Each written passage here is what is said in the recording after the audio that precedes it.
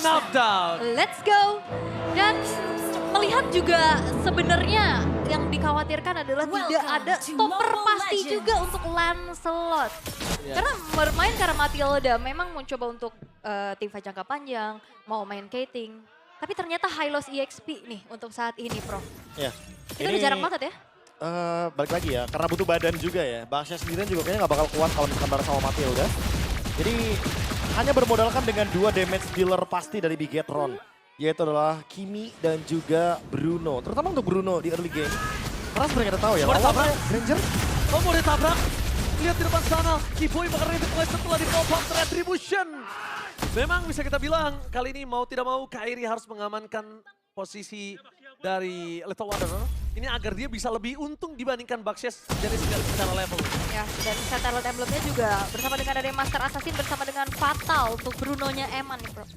Ya ini balik lagi ya, basic aman emblem juga biar mananya bener-bener ketahan. Dan, Oh my god, first blow dari Kairi. Permainan dengan puncher yang dimiliki dari Kairi. Dan bahkan kita lihat Guiding Wind-nya tadi. Mungkin kalau Moreno belum pencet Guiding Wind-nya, mungkin dia belum ada first blood di sini. Oke, tapi itu dia tanpa adanya sisi pasti untuk bisa menghentikan laju dari Kairi yang ya leluasa banget untuk dive in dengan puncture. First blood sangat-sangat nge-boost gold dari Onyx untuk saat ini dan Nile. nggak dapat. Oh enggak, Nile gak dapat retribution bakal dikeluarkan. Berada di level 4. Nile! No way! Nile termakan oleh Kairi. Kairi telah melahap 2 kali secara berturut-turut. Wah. Jujur, ini bukan hal yang baik ketika berhadapan dengan Lancelot di early game. Iya, masalahnya Nile sendirian juga, gak ada backupan dari Finn dan agak harus diredam gak sih ini untuk Bigetron-nya? Iya, ini Mr. Consistent strikes again. Karena Kairi sudah mendekati level yang kelima. Ini harusnya free turtle juga untuk teman-teman dari Onyx. Ya, walaupun Shogun di level 4 ya. Alright, lihat di depan sana. Para pasukan dari tim Bigetron. Better by Vitality, mereka tidak akan tinggal diam. Mencoba untuk melakukan sedikit fight, tapi tampaknya Kiboy sudah berada di level 4 kau. Dan di depan sana para pasukan dari tim Onyx. Mereka terperangkap, mereka termainkan di dalam zona. Dia lock dari Legend. Membuat para pasukan dari tim Onyx. Kali ini sebelum ke belakang karena dia masih cukup besar. Dan satu hal yang paling mahal dari tim Bigetron by Vitality, yaitu dari Guiding Wind-nya. Lihat absorb damage yang terlalu banyak, Profesor. Ya, belum ada live band juga ya untuk sejauh ini berarti. Masih terlalu early ya buat Suns mendapatkan glowing one-nya juga. Mungkin butuh beberapa, minimal 3 menit buat dari sekarang. Ya. Tapi dengan teamfight barusan yang dimana buying time-nya lumayan berhasil sudah dari Bigetron. Ya, Mereka mendapatkan turtle dengan gratis. jujur kali ini rugi di tangan dari Onyx walaupun dia dengan kondisi 3-0. Kenapa? Karena pressure-nya terlepas dan udah punya nafas lagi untuk Bigetron walaupun hanya 1 turtle ya. Yap. Tapi ini dia Clash of Eras antara Youngblood dan juga veteran kedua belah jungler yang kita lihat. Secara data soalnya juga Kairi pastinya dari segi match main lebih banyak ya. Dan unique hero-nya sih yang menarik ya di sini. Dimana dengan fleksibilitas yang dibawakan karena Lancelot juga build-nya sekarang bener-bener hybrid. Dia bisa build kayak Endless, terus Brute Force. Ditambah lagi dengan Queen Swing, semakin sulit untuk ditangkap. Tapi Kairi kemarin sih cukup berani ya build-nya. Kairi kemarin berani banget soalnya. Kemarin build-nya. berani, iya. Damage. Full ya. Iya, kemarin Ada dia Rose Gold berani. juga salah satunya di dalamnya. Oke. Tapi dengan keunggulan yang dipegang sama Onyx, mereka agak sedikit mengendorkan temponya ya. Which is ini bisa dimanfaatkan dengan cukup baik oleh Bigetron by Vitality untuk bisa melakukan farmingan lagi, mendapatkan space-nya lagi dan lagi. Oke, pertanyaan saya, Wol. Oke. Apakah dia mengendorkan permainan mereka? Mereka membuying time sampai Suns punya glowing one. Pertanyaan itu. Apakah itu trik ternyata?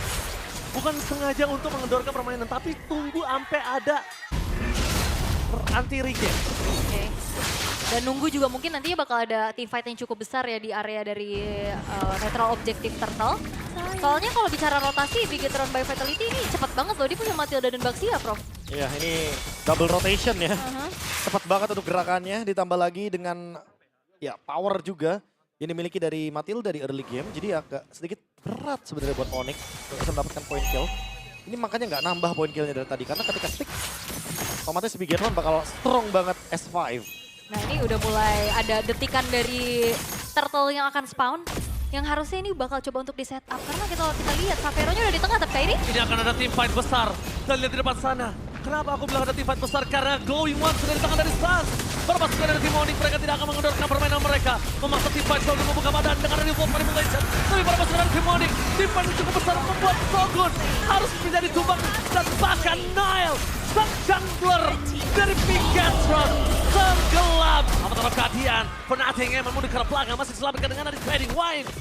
Dan bakal berpasukan dari tim Onyx, Guiding Wind yang benar-benar membuat mereka cukup kesal. Sepertinya akan coba dihantam. Satu poin kill mungkin didapatkan. One last hit, one HP. Tapi sayangnya, Kairi nggak berhasil menutup itu. Yap, oke. Tengahnya udah mulai didorong, tapi Bigetron untuk early game-nya agak sedikit struggle dengan early damage-nya nggak sih, Prof? Iya, ditambah lagi tadi ya untuk teamfight-nya. Lutfi, dia benar-benar kayak unbeatable banget di sini. Bentar, ini talent prediction Mirko versus everybody.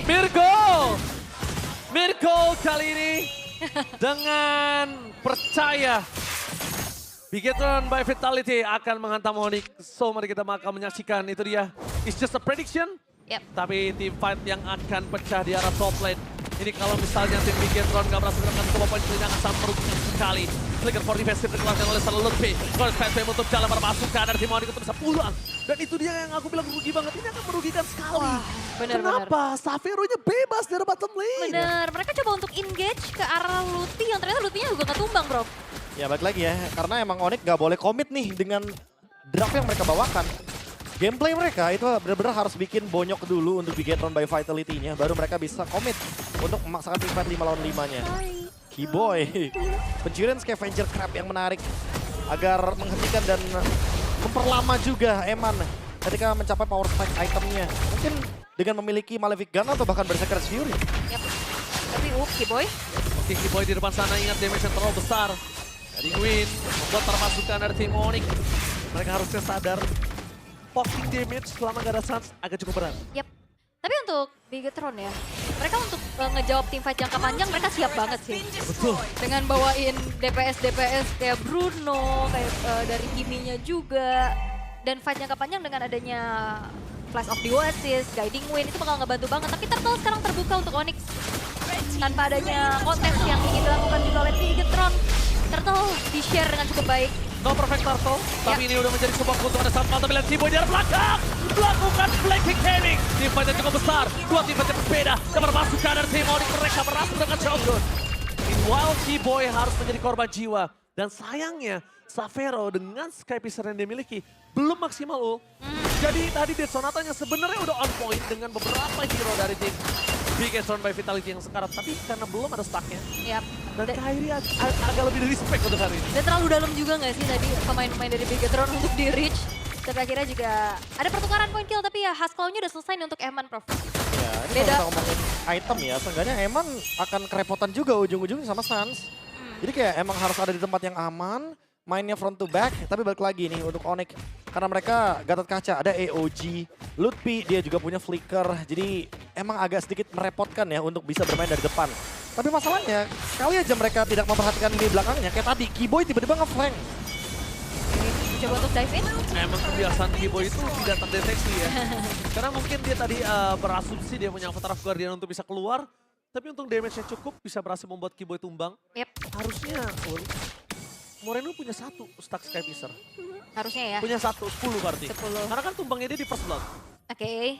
Dan juga Kairi yang terlalu lincah ya untuk bisa dihentikan. Mungkin jawabannya bukan untuk di stop tapi lebih ke decade aja. Biar di saat dia mencoba untuk dive in gak ada point kill yang bisa diambil juga. Tapi untuk sejauh ini apa yang dialami oleh Bigetron by Vitality ini agak sedikit sulit. Dalam keadaan yang under condition 7.000 gold sekarang gapnya, Prof. Nah, balik lagi ini dia poke damage yang kerap kali diberikan dari member Onyx. Dead Sonata, tambah lagi dengan ada point blast. Dan nanti untuk member dari Onyx tinggal bermain dari area dalam jungle-nya Bigetron by Vitality. Karena sekali aja mereka masuk ke dalam area jungle-nya untuk Bigetron, mereka bisa di-punish. Ini yang benar-benar menyebalkan adalah memang killnya hanya 6 berbanding 1. Nggak terlalu banyak kita lihat dari match sebelum ini. Tapi Onyx membuat disiplinnya mereka makin mencekik Bigetron untuk bisa farming.